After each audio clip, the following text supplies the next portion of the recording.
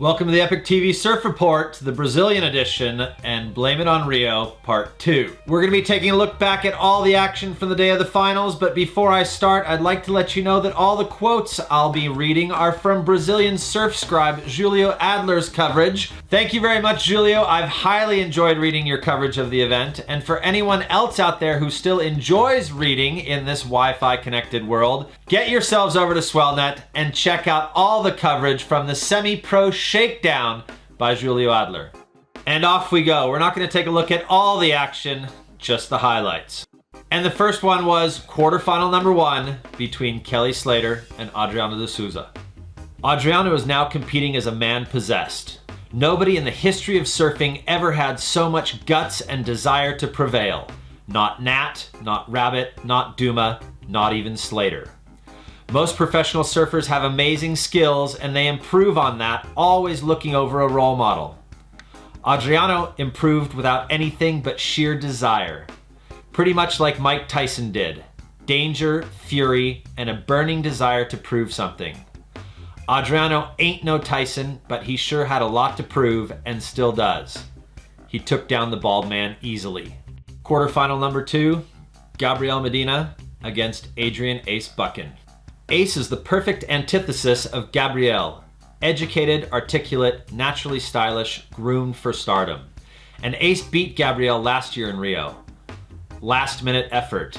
Yet nothing explains why Medina, after the best ride of the contest, a perfect 10, would, even if he had priority, paddle and ruin Ace's wave.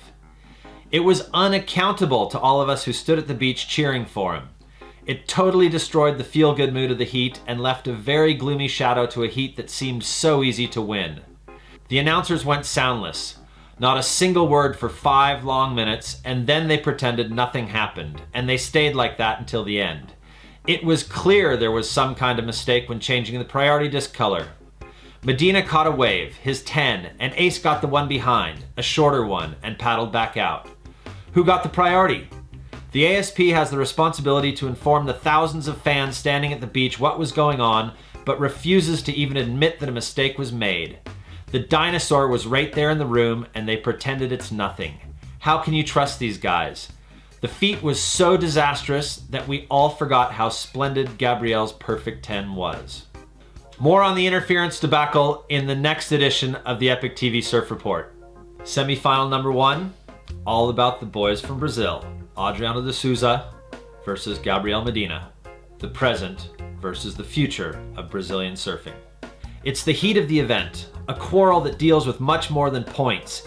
It deals with supremacy, leadership, and the sweet illusion of predestination.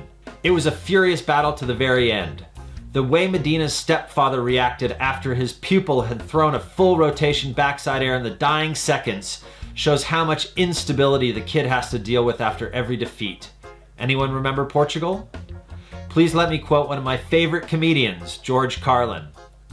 A man has barricaded himself inside of his house. However, he is not armed and nobody is paying any attention to him. Today, the sound and the fury of Adriano prevailed. And then it was time for the final.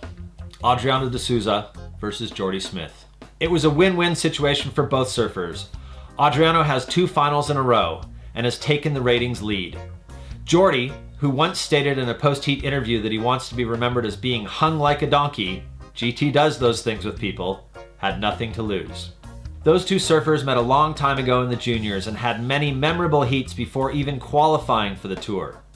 The beach announcer told us a story about the ISA World Contest in 2002 when Adriano, just 15 years old, first went to South Africa and was invited by a 14-year-old kid to a barbecue.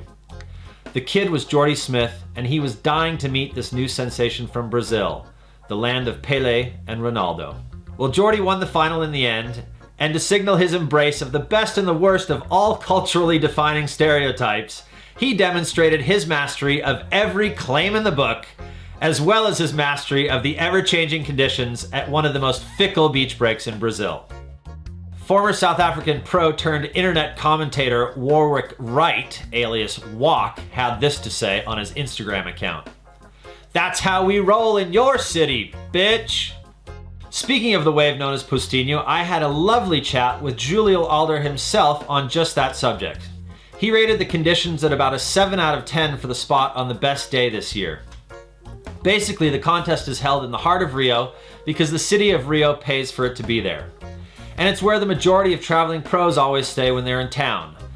But even if the conditions this year looked fun, it is far from what the average spectator expects from a dream tour location.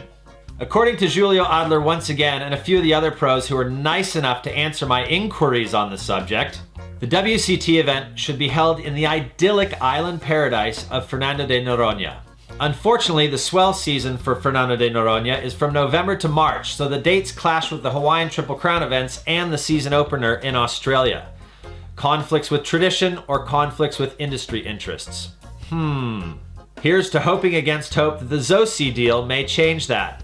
No reason not to start the season off in Brazil with a population of almost 200 million people, compared to the 28 million that live in Australia. But don't hold your breath and don't bet the house on it. The second option for an alternate location would be to hold the event in Saquarema, where an ASP Prime event is currently going down at this very moment. The waves in Saquarema have been described as closely resembling those in Hossegor. So we're down with that. And on that note, it's time to say goodbye to Brazil, just like the vast majority of the surfers on the top 34. WCT rookie Nat Young tweeted, "Thank you, Brazil. This place is awesome. Homebound." And although the Tahitian Spartan Michel Bourez didn't make up for missing the swell of the century at home by winning the comp, he was still a happy camper. Bye-bye, Rio. Always a good time. Thanks to the Brazilian people for having us in this wonderful place. Congratulations to Jordy Smith for the win and Adriano de Souza for making the final again. #impressive. We'll catch you next time here at the Epic TV Surf Report. Until then, don't forget to get wet.